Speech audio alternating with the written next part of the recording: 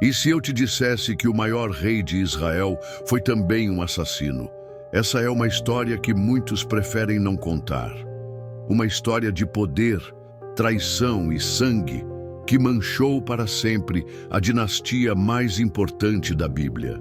Estamos falando de Davi, o homem segundo o coração de Deus, o matador de gigantes, o salmista ungido. Mas existe um capítulo na vida dele que revela o lado sombrio do poder absoluto. Era primavera em Jerusalém, a época em que os reis saíam para a guerra. Mas desta vez, Davi ficou para trás. Enquanto seus soldados arriscavam suas vidas no campo de batalha, o rei passeava pelo terraço de seu palácio. Foi então que seus olhos encontraram algo que mudaria tudo.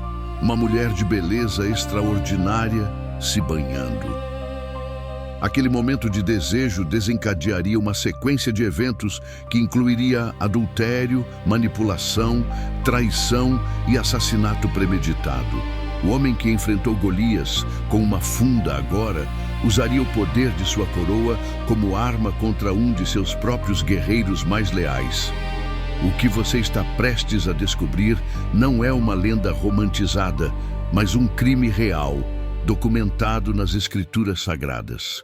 Uma história que a Bíblia não esconde, mas preserva como um aviso eterno sobre as consequências do pecado, mesmo na vida dos escolhidos de Deus. Prepare-se, porque essa história vai muito além do que você imagina.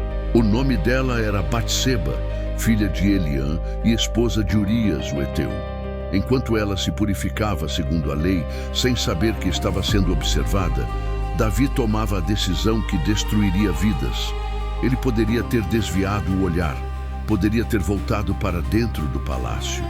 Mas o poder tem uma forma perigosa de convencer reis de que eles estão acima das regras. Davi enviou mensageiros para investigar quem era aquela mulher. A resposta deveria ter encerrado tudo. É Batseba, esposa de Urias, o heteu, esposa, casada, comprometida, protegida pela lei que o próprio Davi jurou defender. Mas o rei não recuou. Ele enviou guardas para buscá-la. Imagine a cena. Soldados do rei batem à sua porta com uma ordem direta do palácio. Você pode recusar o chamado de um rei? Batseba foi levada à presença de Davi e naquela noite o adultério foi consumado. O que Davi não esperava é que aquele momento de prazer teria consequências impossíveis de esconder. Semanas depois, chegou a mensagem que faria o coração do rei gelar. Estou grávida. Agora não era apenas pecado. Era um escândalo político prestes a explodir. Um rei adúltero, uma mulher casada grávida e um marido guerreiro que estava no fronte de batalha sem suspeitar de nada. Davi precisava agir rápido e sua solução revelaria até onde um homem pode cair quando tenta encobrir o próprio erro. Davi arquitetou um plano que parecia perfeito. Ele mandou chamar Urias de volta do campo de batalha, sob o pretexto de receber notícias da guerra. O raciocínio era simples e cruel. Se Urias passasse a noite com sua esposa, ele acreditaria que o filho era dele. O problema estaria resolvido e ninguém jamais saberia a verdade. Urias chegou ao palácio, relatou as condições do cerco a Rabá e foi dispensado pelo rei com uma ordem disfarçada de gentileza. Vá para casa, descanse com sua esposa. Davi até enviou presentes para tornar a noite mais especial. Tudo calculado, tudo planejado. Mas algo inesperado aconteceu. Urias não foi para casa. Ele dormiu à porta do palácio, junto com os servos do rei. Quando Davi soube disso, mandou chamá-lo novamente. Por que você não foi para casa? Você vem de uma longa jornada. A resposta de Urias desferiu um golpe na consciência do rei que deveria ter sido mortal. A arca e os soldados de Israel e Judá ficam em tendas, e Joabe e os servos do meu senhor acampam em campo aberto. Como poderia eu ir para casa, comer, beber e deitar-me com minha esposa? Enquanto vives e enquanto vive a tua alma, não farei tal coisa. A lealdade de Urias era absoluta. Sua honra inabalável, e isso o tornava um problema ainda maior. Você já percebeu como essa história está se desenrolando? Deixe nos comentários. Você acha que Urias desconfiava de algo ou era apenas um homem de princípios inquebráveis? Davi não desistiu. Se a honra de Urias o impedia de ir para casa sóbrio, talvez a embriaguez quebrasse sua resistência. O rei convidou o guerreiro para jantar em sua mesa, encheu sua taça repetidas vezes e esperou que o vinho fizesse o que as palavras não conseguiram. Mas mesmo embriagado, Urias manteve seus princípios. Novamente, ele se recusou a ir para casa. Dormiu à entrada do palácio com os servos, fiel aos seus companheiros de batalha, até nas menores escolhas. Agora, Davi estava encurralado. O tempo passava, a gravidez de Batseba começaria a aparecer e Urias provava ser incorruptível. Foi então que a mente do rei atravessou uma linha que não tem volta. Se não podia fazer Urias acreditar que o filho era dele, havia apenas uma saída. Urias precisava morrer. A manhã seguinte trouxe uma das cenas mais perturbadoras das Escrituras. Davi escreveu uma carta para Joabe, seu comandante militar. O conteúdo era uma sentença de morte, mas o detalhe mais cruel, ele entregou a carta nas mãos do próprio Urias, que a levou de volta ao campo de batalha sem saber que carregava sua própria execução. Ponha Urias na frente da batalha mais violenta, depois recue e o deixe sozinho para que seja ferido e morra. Urias, o leal. Urias, o honrado. Urias, que recusou conforto por lealdade aos companheiros, agora carregava inocentemente a ordem de seu próprio assassinato. Joabe recebeu a carta e entendeu perfeitamente o que estava sendo pedido. Ele era um general experiente, acostumado com as estratégias de guerra e também com os jogos de poder do palácio. Não fez perguntas, apenas obedeceu. O cerco a Rabá estava em andamento. Joabe organizou um ataque em um ponto onde sabia que a resistência seria feroz. E ali, na linha de frente, colocou Urias, o heteu. Quando a batalha se intensificou e os amonitas revidaram com fúria, Joabe ordenou que as tropas recuassem. Todos os soldados receberam o sinal, menos Urias. Ele ficou sozinho, cercado por inimigos, sem apoio, sem reforços. Exatamente como Davi havia ordenado. Os arqueiros amonitas dispararam das muralhas. Urias lutou com bravura até o último momento, mas não havia escapatória. Ele caiu em batalha. Não como herói honrado em combate justo, mas como vítima de uma execução disfarçada. Joabe preparou o relatório da batalha para enviar a Davi. Instruiu o mensageiro. Quando você contar ao rei sobre a batalha, ele pode ficar furioso e questionar por que chegamos tão perto das muralhas. Quando isso acontecer, diga-lhe, também morreu teu servo Urias, o heteu. Joabe sabia que essa informação acalmaria qualquer raiva do rei. E ele estava certo. Quando Davi recebeu a notícia, sua resposta foi fria. Diga a Joabe, não fique triste com isso, pois a espada devora tanto um como o outro. A espada devora tanto um como o outro. Palavras vazias de um rei que sabia exatamente o que havia feito. Quando a notícia da morte de Urias chegou a Batseba, ela cumpriu o ritual de luto esperado de uma viúva. As Escrituras dizem que ela pranteou seu marido. Não sabemos o que se passava em seu coração. Era lamento genuíno? Era culpa? Era medo do que viria? Alguns defendem que Batseba foi apenas uma vítima sem escolha, convocada pelo poder absoluto de um rei. Outros sugerem que ela pode ter sido cúmplice silenciosa. A Bíblia não revela seus pensamentos, apenas seus atos. O que sabemos é que após o período de luto, Davi a trouxe para o palácio e se casou com ela. Aos olhos de Israel, tudo parecia estar em ordem. O rei havia se casado com a viúva de um de seus guerreiros caídos. Um gesto que poderia até ser visto como generoso. A gravidez agora era legítima. O escândalo estava enterrado sob a respeitabilidade de um casamento real. Davi provavelmente respirou aliviado. O plano havia funcionado. Urias estava morto, Batseba era sua esposa, e o filho seria reconhecido como herdeiro legítimo. Ninguém questionaria, ninguém saberia. Mas há um detalhe que Davi esqueceu, um detalhe que mudaria tudo.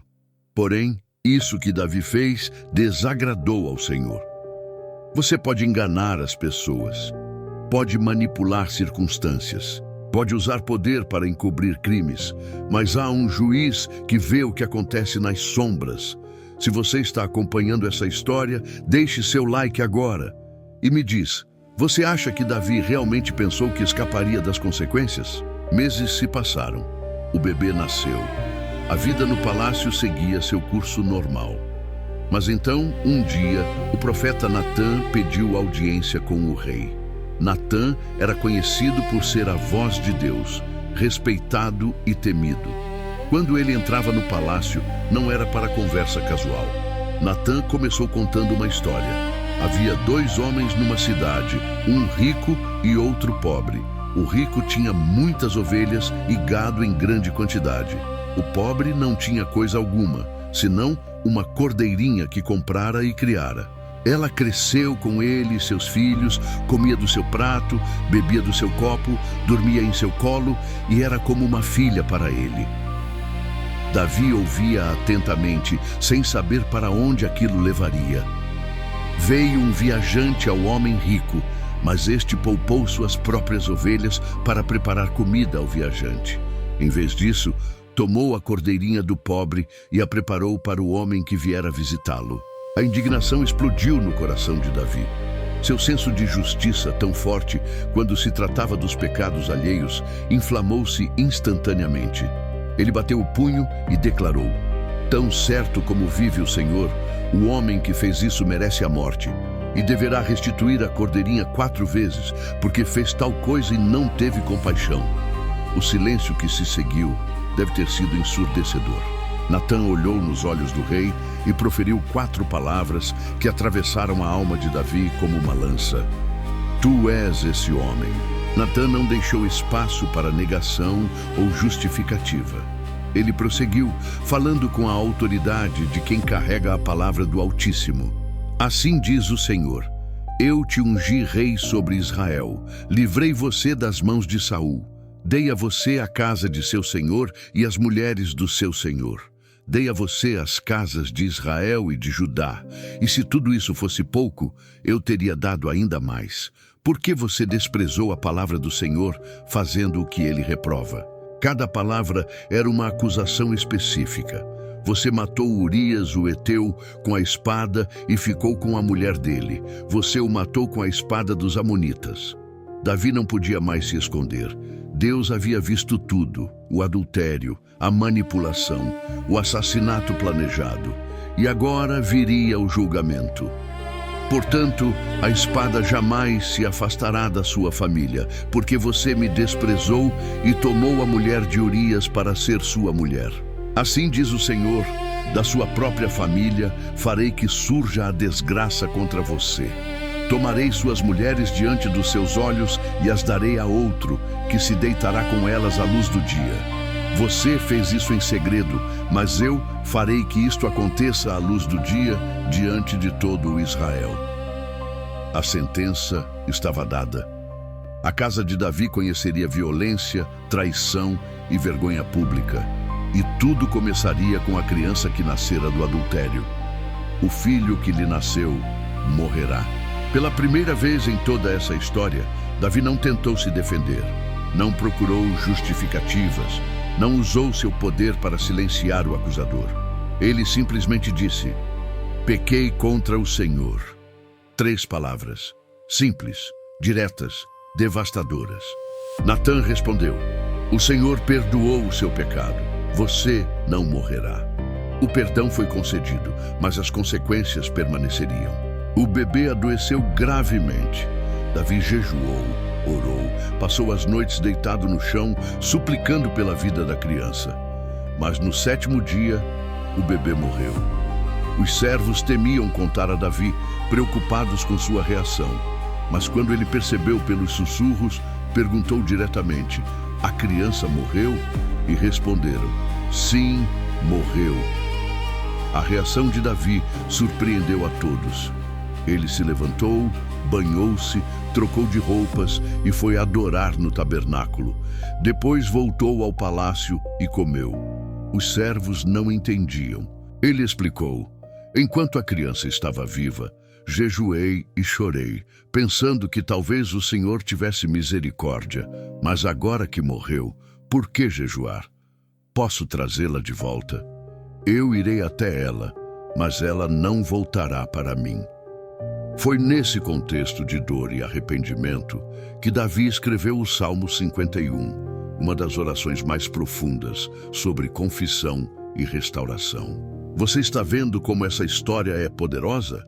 Compartilhe esse vídeo com alguém que precisa conhecer a verdade completa sobre os personagens bíblicos. A profecia de Natã se cumpriu com precisão aterradora.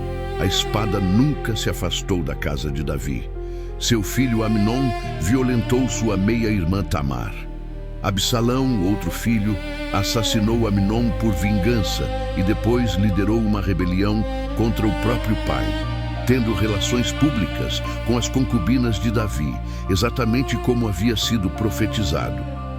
Davi experimentou na própria carne a dor que causou. Viveu o luto por filhos mortos, a vergonha da traição, a violência dentro de sua própria família.